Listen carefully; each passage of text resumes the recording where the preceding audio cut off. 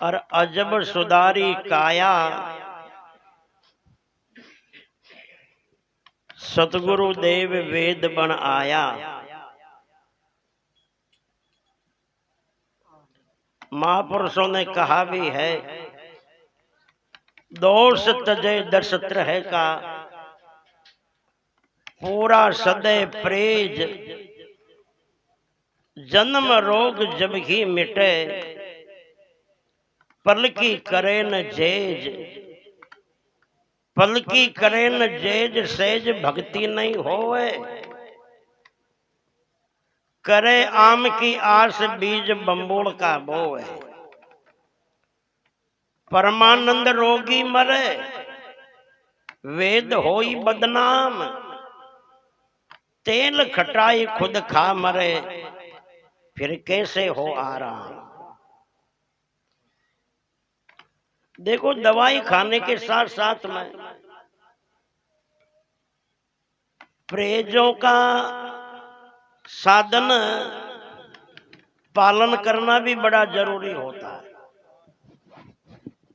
इसी तरह अभी अपन सभी इन सत्संग रूपी हॉस्पिटल में बैठ करके ये महापुरुष रूपी डॉक्टरों से ये सत्संग के शब्द ज्ञान वृद्धक दवाइयां खा रहे हैं, मगर इनके खाने के साथ साथ में जो एक निषेध्य कर्म जो है, अनैतिक कर्म जो है और अमर्यादित आचरण जो है, असभ्य संस्कार जो है, उन दुर्व्यसनों का त्याग भी जीवन में जरूरी है।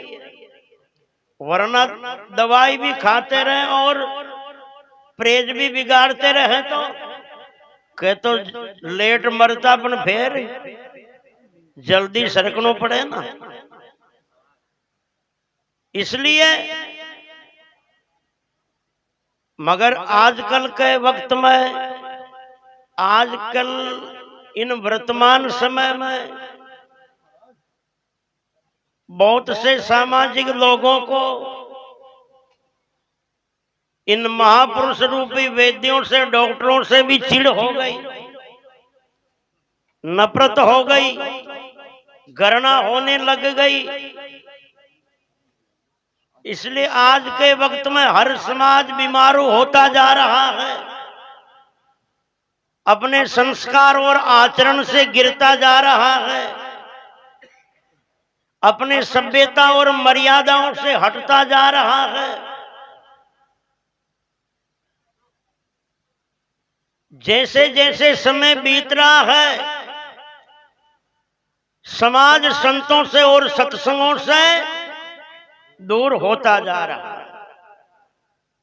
सत्संग और संतों से श्रद्धा हटती जा रही है, रुचि कम होती जा रही है, भावना हटती जा रही है। आजकल के लोगों का नजरिया ये हो गया, सत्संगे करवाना, संतों को बुलाना, सत्संगे सुनना, ये सब फालतू फोकट की बात है। क्या होता है इनसे? आर्थिक नुकसान होता है, खर्चा होता है, ये बिना काम की का खर्चा है। लोगों की सोच ऐसी बनती जा रही है। और बंदो ध्यान देना, समाज का इतिहास अगर है तो समाज के क्रांतिकारी महापुरुष ही है। चाहे वो सूरवीर हो, चाहे वो देशभक्त हो, या कोई सिद्ध महापुरुष हो, कोई समाज सेवी, कोई परोपकारी प्राणी हो, या कोई संत महापुरुष हो।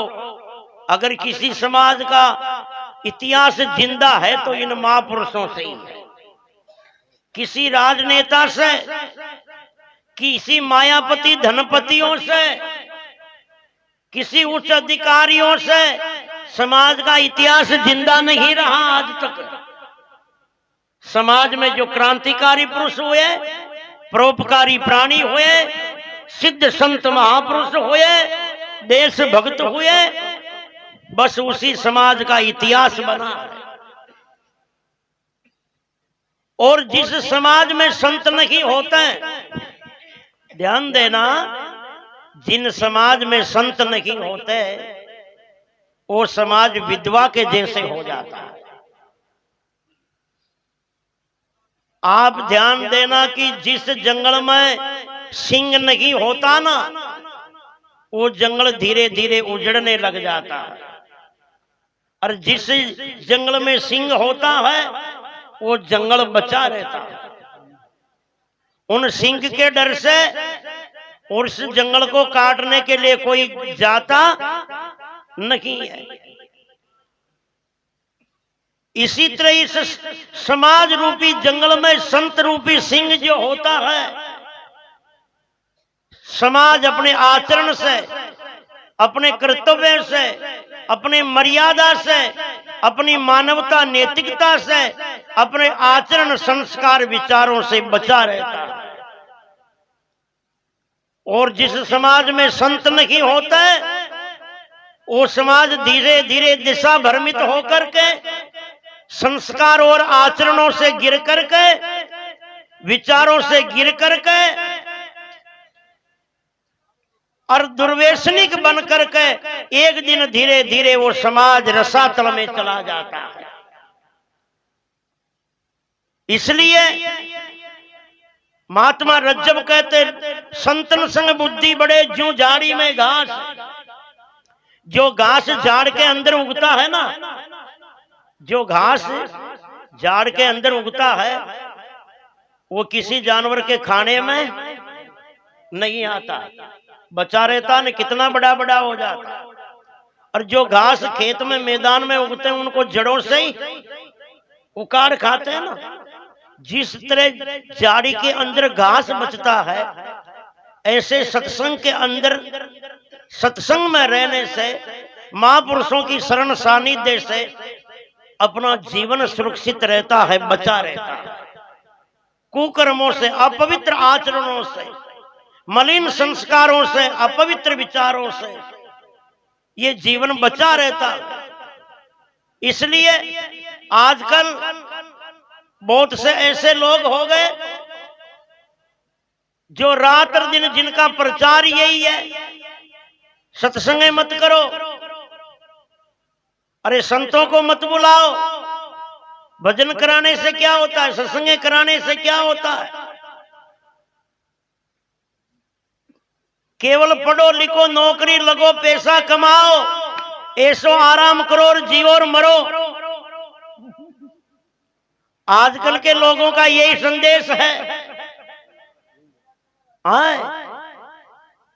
और ध्यान देना, जिन शिक्षा में संस्कार नहीं है वो शिक्षा भी मात्र रोजगार का साधन ही है, पेट भरने का साधन ही है। एक प्राणी वो है जिनको आज यहां, कल वहां, परसों वहां चलते फिरते रोजगार मिलता है। नौकरी वाले लोग वो है जिनको एक जगह परमानेंट रोजगार मिल जाता है, मगर है तो रोजगार ही। अगर जीवन में समाज सेवा नहीं है तो, अगर परोपकार नहीं है तो, आजकल के जो लोग समाज के से उठ करके किसी अच्छे पद पे पहुंच गए, अच्छे नौकरी के पद पे चले गए, संपन्न हो गए, बहुत से लोगों को मैं देखता हूं समाज के बीच में बैठने से शर्मिंदगी महसूस होती है। समाज के बीच में आने से ही उनको शर्म आने लगती है, समाज का बनने पर ही शर्म आने लगती है। बहुत से लोग तो समाज का नाम तक नहीं लगाते, अपने गोत्रों का नाम लगाकर ही काम चला लेते हैं। क्यों?